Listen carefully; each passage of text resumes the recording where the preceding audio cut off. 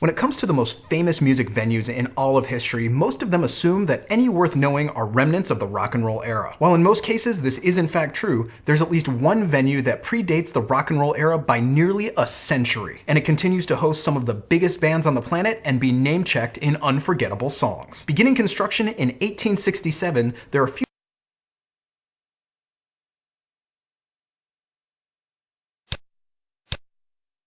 buildings that mean more to the arts in general than London's Royal Albert Hall. The hall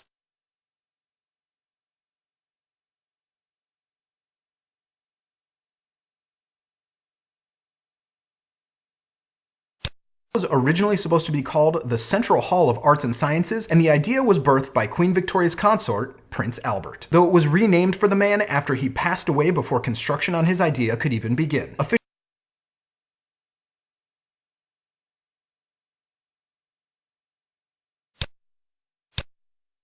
Officially opened on March 29th of 1871, it was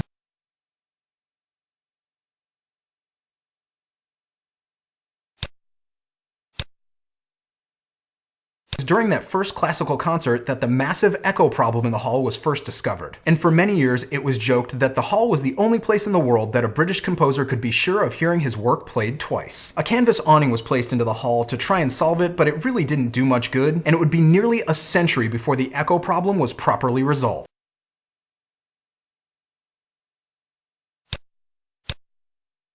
Due to its extremely distinctive exterior construction, the building escaped World War II relatively untouched, as German fighter pilots were said to have used it as a landmark from the air. Finally,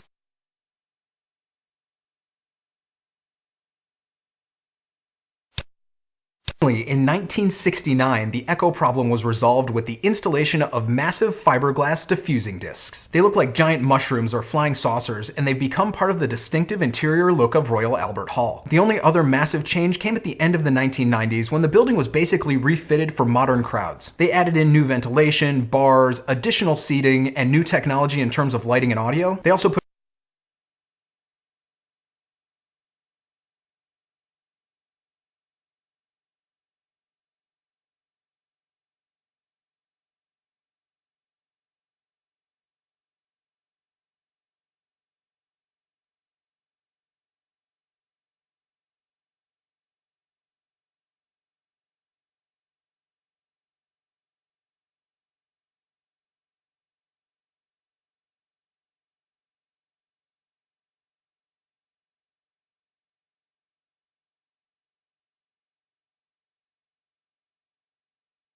a few additions onto the building, as well as finally reconstructing the great organ, which boasts just one less than 10,000 pipes. Over the decades, the Royal Albert Hall has hosted the greatest performers in every genre of music, as composers like Wagner and Verdi both conducted there, and to this day, every single summer they host an 8-week daily classical concert series called the Proms. The hall was also the site of the final performances of both the band Cream, as well as the original lineup of the Jimi Hendrix Experience. The hall is also famously mistaken as the site of a Bob Dylan concert bootleg, as Columbia Records released a record called Bob Dylan Live 1966, the Royal Albert Hall concert, when the show was in fact played at the Free Trade Hall in Manchester. In modern times, everyone from Jay-Z to the Cinematic Orchestra to Adele have played the Royal Albert Hall, and there's no arguing that amongst the greatest and most important venues in all of music history, no other can even remotely compare to the status of London's Royal Albert Hall.